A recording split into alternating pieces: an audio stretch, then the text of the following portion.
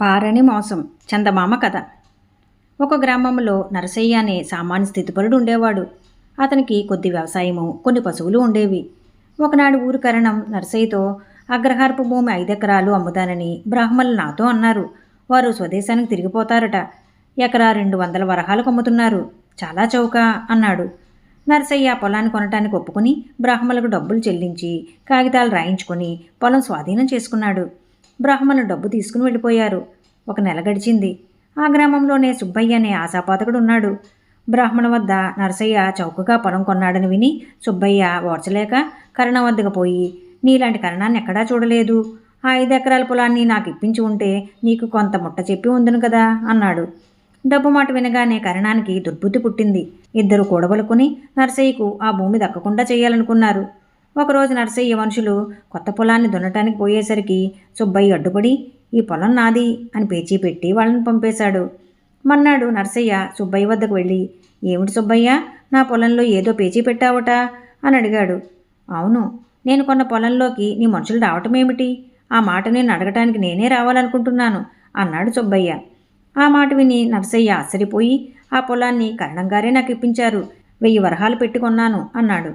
సుబ్బయ్య నరసయ్యని తీసుకుని కరణం వద్దకు వెళ్ళి, ఏమండి కరణం గారు, నేను కొన్న పొలాన్ని మీరు ఈ నరసయ్యకి అమ్మారట. ఆ పొలాన్ని నేను 5 ఏళ్ల క్రితం కొన్నాను అన్నాడు. కరణం ఏదో కాగితాలు తిరగేసినట్టు నటించి సుబ్బయ్యతో, క్షమించండి, పొరపాటు జరిగింది. ఆ బ్రాహ్మణుల భూములకు పట్టాలు లేవు కదా, అందుచేత అవి మీరు కొన్నట్లు తెలియదు. ఆ బ్రాహ్మణుల వద్ద భూమిని మీరు కొన్నట్లు ఈ పాత లెక్కల్లో ఉన్నది. కొత్త కరణాన్ని కదా అని వాళ్ళు నన్ను మోసం చేశారు. నేను మధ్య చిక్కులో పడ్డాను అన్నాడు. సరే అయితే నా పైకం నాకు ఇప్పించండి, లేదా పొలం దున్నుకోనివ్వండి. బ్రాహ్మణులు నాకు పొలం అమ్మినట్లు మీరే రాసిచ్చారు కదా అన్నాడు నరసయ్య కరణంతో. నా భూమిని నువ్వు కొనటమే నేరం, దాన్ని ఎలా దున్నుకుంటావు? నీ పైకం ఆ బ్రాహ్మణుల నుంచి వసూలు చేసుకో, లేదా న్యాయాధికారి దగ్గర ఫిర్యాదు చేసుకో అన్నాడు సుబ్బయ్య. సరే, న్యాయాధికారి దగ్గరికే పోతాను అని నరసయ్య వెళ్ళిపోయాడు. అతనికి వారిద్దరూ మోసం చేస్తున్నట్లు తెలిసిపోయింది. నరసయ్య వెళ్ళిపోయాక కరణం సుబ్బయ్యతో, రాజుగారి దివాణంలో నాకు తెలిసినవాడు ఒకడున్నాడు. ఆ భూమిని నువ్వే దున్నుతున్నట్లు, శిస్తువు వగైరాలు నువ్వే చెల్లిస్తున్నట్లు లెక్కలు రాసి వాడి చేతికి ఇచ్చి వస్తాను. వాడు భూమి తాలూకు లెక్కల్లో వాటిని ఇరికిస్తాడు. అప్పుడు భూమి నీకు ఖాయం అవుతుంది అన్నాడు. ఆ మన్నాడే వాళ్ళిద్దరూ బయలుదేరి నగరానికి వెళ్ళి రాజుగారి ఉద్యోగిని కలుసుకుని మాట్లాడి వాడికి 100 వరహాలు లంచం పెట్టి ఈ పని పూర్తి అయ్యేటట్లు చూడు అన్నారు. వాడు దొంగ లెక్కల కాగితాలు తీసుకుని, ఇది చాలా ప్రమాదమైన పని పూర్తయితే మరో 50 వరహాలు ఇయ్యండి అన్నాడు. సుబ్బయ్య సరేనన్నాడు. తమ ఎత్తు పారినందుకు మురిసిపోతూ కరణము సుబ్బయ్య తిరిగి వచ్చారు. మన్నాడు నరసయ్య, కరణము, సుబ్బయ్య న్యాయాధికారి వద్దకు వెళ్ళి ఎవరు చెప్పవలసింది వారు చెప్పారు.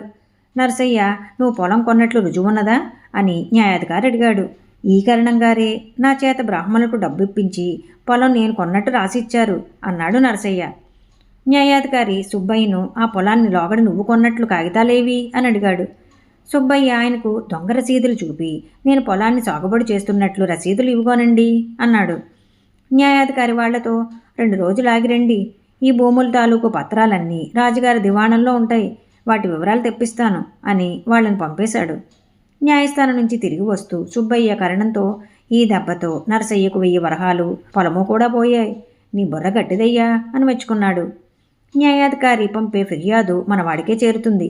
వాడు మనకు అనుకూలంగానే రాసి న్యాయాధికారికి పంపుతాడు అన్నాడు కరణం. 3వ రోజు రాజుగారి దివాణం నుంచి 2 మనుషులు వచ్చి న్యాయాధికారికి ఏవో కాగితాలు అందజేశారు. వాటిని చూసుకుని న్యాయాధికారి కరణాన్ని, సుబ్బయ్యను, నరసయ్యను పిలిపించి, మీ ఫిర్యాదుకు దివాణం నుంచి సమాధానం వచ్చింది అన్నాడు. ఆ మాట విని సుబ్బయ్య, కరణము ఒకరినొకరు చూసుకుని నిబ్బరంగా ఉండిపోయారు. నరసయ్య తనకు న్యాయం జరుగుతుందనే పూర్తి నమ్మకంతో ఉన్నాడు. న్యాయాధికారి ఇలా అన్నాడు, ఆ 5 ఎకరాల భూమి నరసయ్యదే. ఆ భూమిని రాజుగారి తండ్రి గారు నరసయ్య తాతగారికి ఉచితంగా ఇచ్చారు. నరసయ్య గారి తండ్రి గారు దాన్ని పేద బ్రాహ్మణులకు దానం ఇచ్చాడు. అదే భూమిని నరసయ్య డబ్బు పోసి కొనుక్కున్నాడు. అతని వల్ల తప్పేమీ లేదు. పోతే నరసయ్యకు నష్టపరిహారం కింద కరణము, సుబ్బయ్య కలిసి 1000 వరహాలు చెల్లించాలి. ఇద్దరు ఒక్కసారిగా ఎందుకు అన్నారు. మీరిద్దరూ కలిసి దొంగ రసీదులు పుట్టించడమే కాక రాజుగారి ఉద్యోగికి లంచం ఇచ్చి అతని చేత అవినీతిగా ప్రవర్తింపజేశారు. అందుకు రాజుగారు మీకు ఈ శిక్ష నిర్ణయించారు అన్నాడు న్యాయాధికారి. కరణము, సుబ్బయ్య కలిసి నరసయ్యకు 1000 వరహాలు ఇచ్చుకున్నారు. 3 సార్లు దివాణంలోని ఉద్యోగిని పట్టుకున్నారని వారికి తరువాత తెలియవచ్చింది. ఈ కథ మీకు నచ్చినట్లయితే లైక్ చేయండి, షేర్ చేయండి. మరిన్ని మంచి కథల కోసం మా సంపత్ ఛానల్ని సబ్స్క్రైబ్ చేసుకోండి.